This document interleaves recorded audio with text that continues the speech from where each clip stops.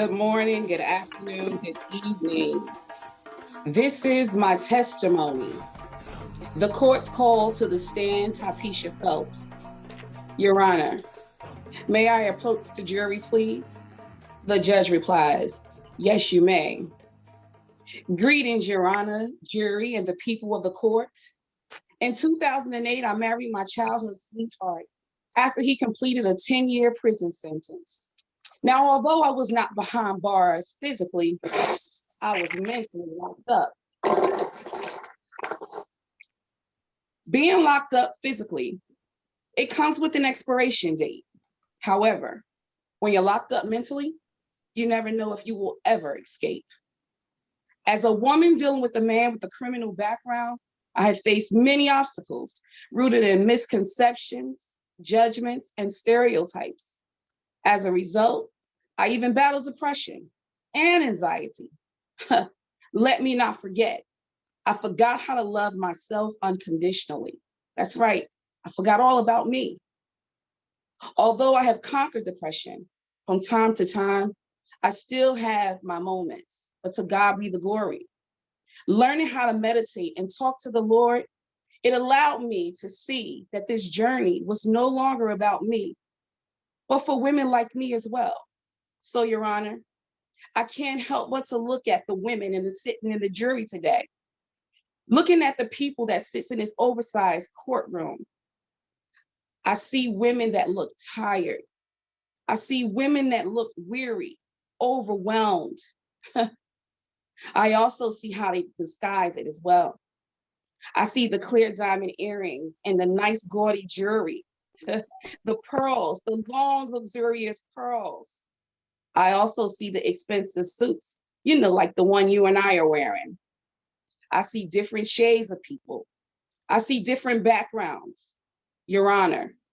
But I promise you one thing, we are more alike than we are different. So it is your purpose that you should listen to the words that I profess to you today and understand that this journey, you don't have to walk it by yourself. Let me grab your hand and let me walk with you, because my mission is now clear. Initially, I was stagnant and I forgot how to move, but God gave me the tools.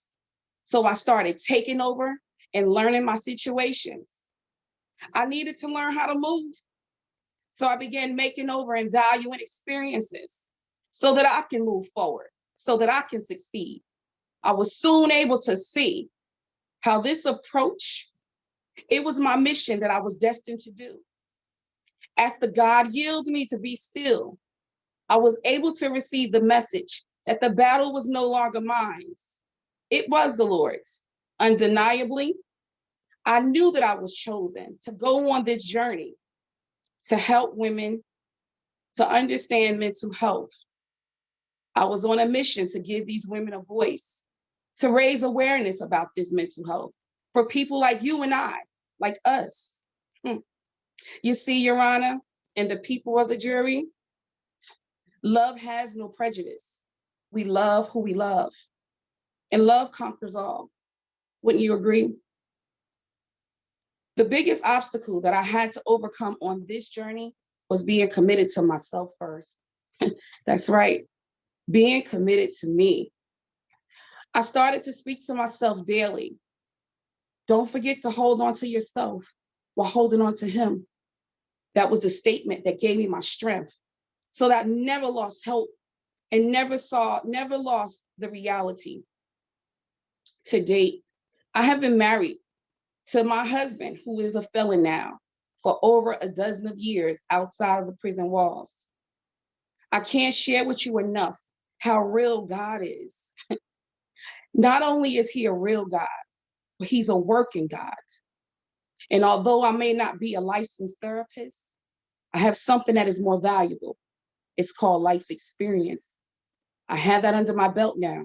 That makes me more than qualified to deliver the therapy to others with mental health. There is power in preservation, and there is community in education. In closing, Your Honor, let me reassure you that no one can walk alone. So I ask you to take my hand and walk with me. Your Honor, thank you so much for giving me this moment to just testify. To the jury and to the people of the court, I'm not sure if I said enough to persuade you to free me, but it's okay. I found my peace either ways it go. And to the jury, thank you. The judge replies to the jury, have you reached your verdict? The jury replies, we have, Your Honor. We, the jury, we find the defendant guilty by association to the first degree, guilty for falling in love, guilty for resisting self-love and self-care. The judge replies, you have heard the defendant's testimony and you have heard the verdict of the jury. It is now time for sentencing. Totisha, will you please stand?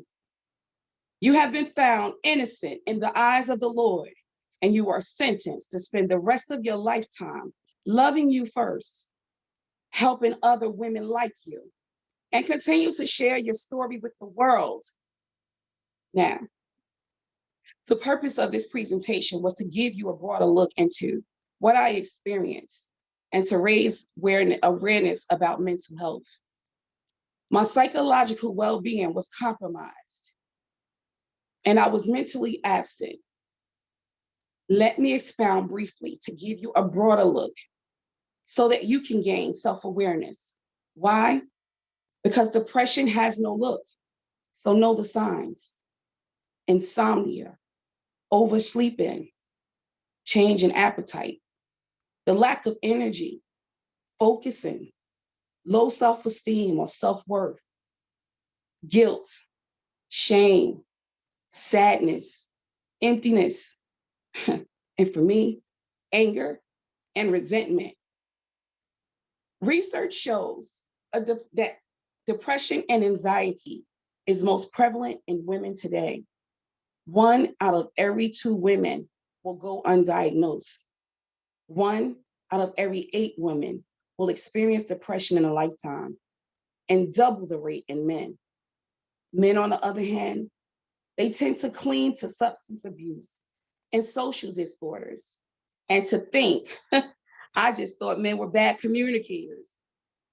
As a domino effect, men are attracted to illegal activities to fill the void. For example, selling drugs, robbing people, killing people. Oh, and let me not forget, serving prison time like it's normal.